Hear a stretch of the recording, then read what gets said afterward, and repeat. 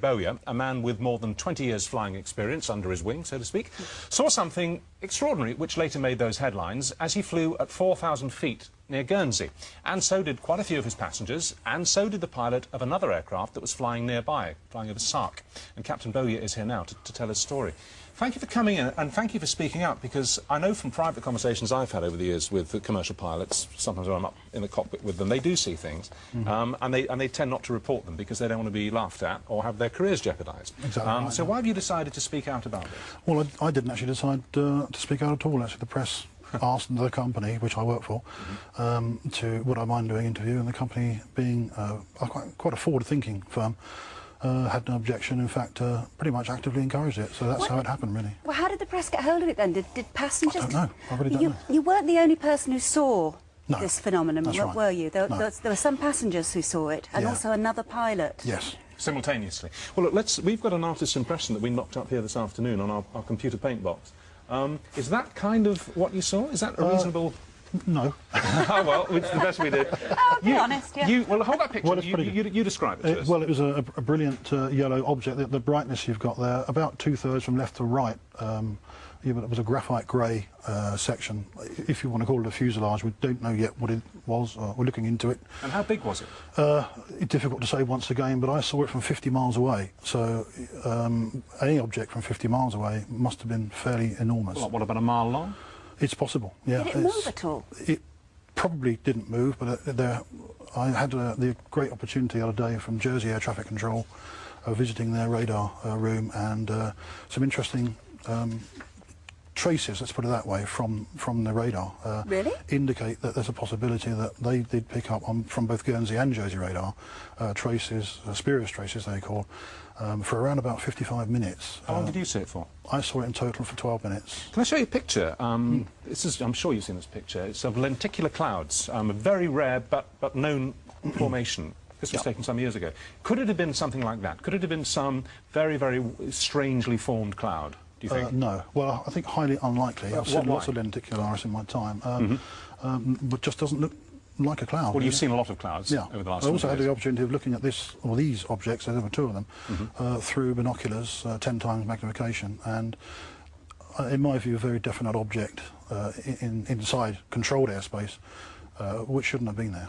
What happened? Did you simply lose contact with it? Did it disappear? Well, I was landing. There was a general flight from Southampton going to Alderney, and the only reason I lost sight of it was because I descended through a haze layer, which is fairly common in that area, and having descended through the haze layer, couldn't see it anymore. But it's almost certainly still there. Did the other pilot who was flying over Sark, the island of Sark, did he report it in exactly the same terms? Yes, because it was sighted, or they were sighted inside controlled airspace.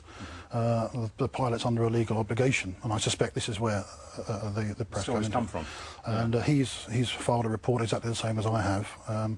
Well, let's show you a couple of pictures from the UFO file books. These are genuine UFOs in the sense that no one's ever been able to explain what they are, but they happen. They're not fakes. Well, that's over New Mexico. That's very similar to the sort of thing that I saw, yeah. Well, and my passengers. That was famously I haven't seen taken over New Mexico in 1957, and it's not a cloud. That much we do know.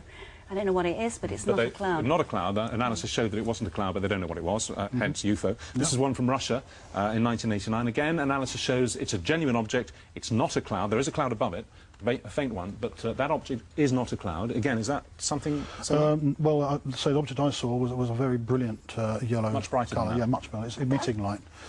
Good. It was emitting. You think it was emitting light? Well, there was cloud above it and all the way down to Guernsey. And, so it couldn't have been reflecting sunlight then? Yeah. Well, that was what I first thought before I looked at it through the binoculars. That there's a lot of vineries called greenhouses in Guernsey, and the sun may have been reflecting from one of these vineries to the aircraft.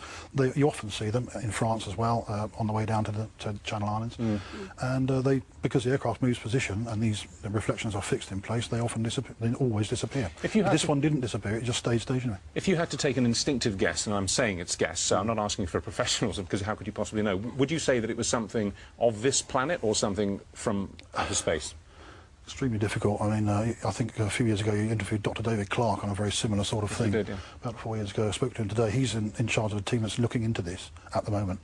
I have been asked a question by the press, and my simple answer was, I don't think it's from around here. I can't speculate any further than that. But there is some information which is now being looked at, and hopefully better come back one day and give you an answer to this. But at the moment, it's an unknown. When you fly now, I mean, do you have a sort of slightly heightened awareness of what may be going on around you?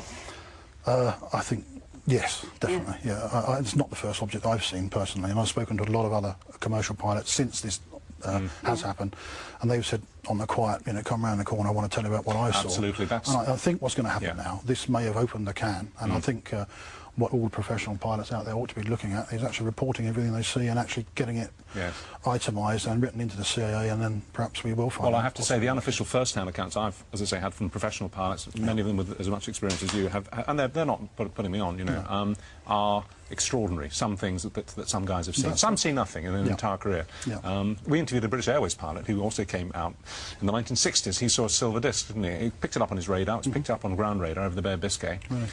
Pretty big, and it travelled at immense speed, way faster than the speed of sound, and disappeared under his right wing. And it was a round silver disc, like they're supposed to be. Extraordinary. Well, this object looked like a CD disc on edge, if you like, but very sharp and extremely well defined. Well, thank you very much for coming in and describing it to us. That's fascinating. Thank you. Thank you. Welcome.